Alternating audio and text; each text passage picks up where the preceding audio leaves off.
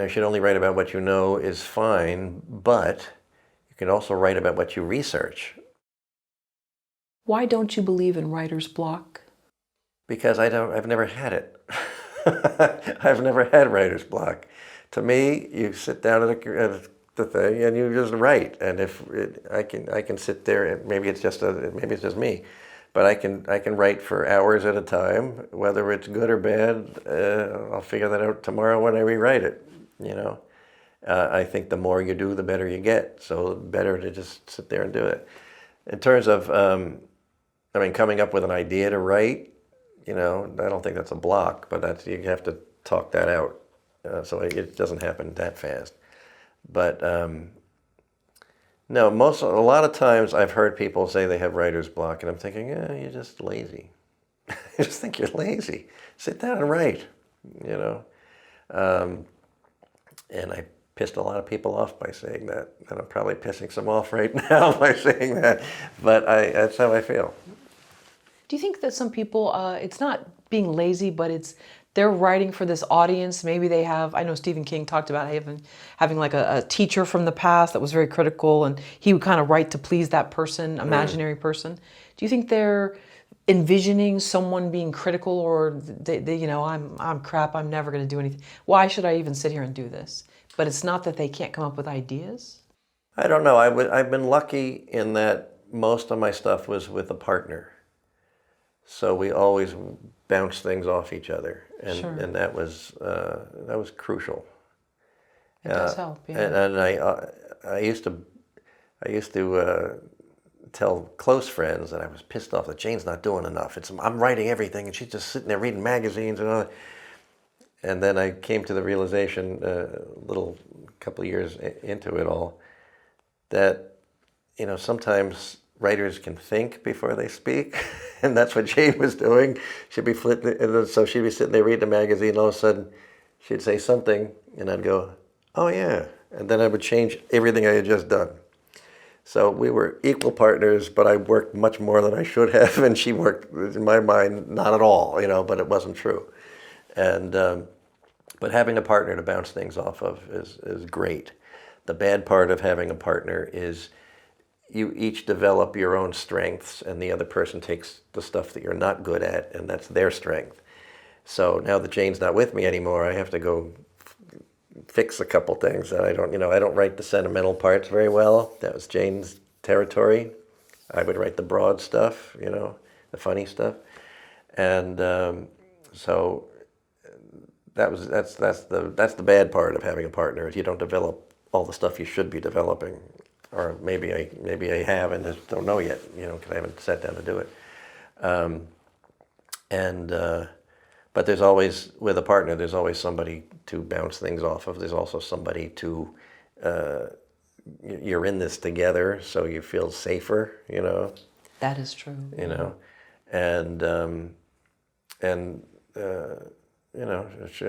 also you're each other's muse in a way too, Is write what you know bad advice? No, but I always abridge that. I think, you should only write about what you know is fine, but you can also write about what you research, and that's really been fun. We wrote, my relatives came over to New York from Holland, my father's side, in the early 1600s.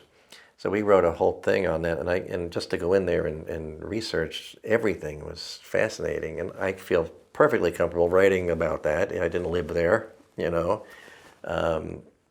If it's only write about what you know, Stephen King couldn't write any books, because that was a terrible example. I think when you're starting off, probably write what you know, sure. I think that's okay advice.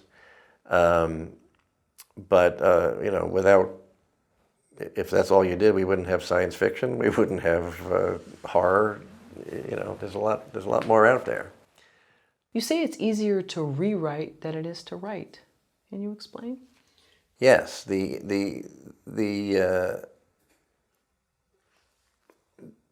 if you show me any script anywhere, or even if you look at any script anywhere and something's not working, you spot it immediately, so you can fix it. The first draft has to be, you have to just shoot it out and get it there, and then you can sort of chip away at it.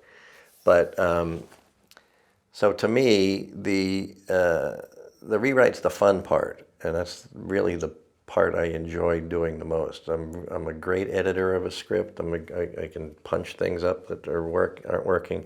We had on Newhart, and we've done this ever since. When you're watching the run through, and if something works, it gets a big check mark in your script, and if it doesn't work, there's an X, and you know that that's the spot you have to work on.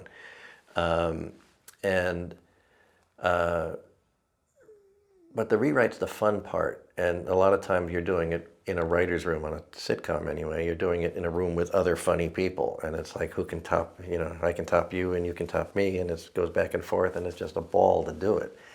The first draft, it's not that it's hard, it's just that it needs to get out of the way. You need to get it out of the way, and then you can jump in and play, and then in terms of a play, during rehearsals, you're fine-tuning it yet again. That's also fun to do.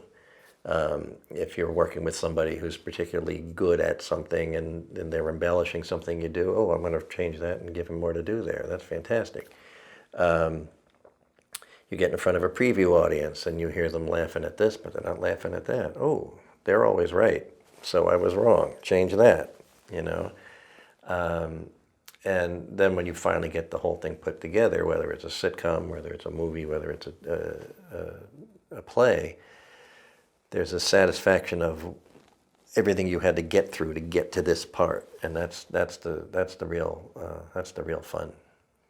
So I know you said that the audience is always right, kind of like the customer is always right. Yeah. But there can be difficult customers. There can be people that they just go out of their way to be sort of onerous. Do you ever find that with an audience member? Are they always right? Well, individually, I don't care what they think. What I care about is the group. If the whole, and in one performance, if something doesn't work, let that not work in the next performance before I'll listen to anybody. Somebody's got an opinion in a rehearsal, an actor or custodian, who, it doesn't matter who it is. If somebody has I'll always listen.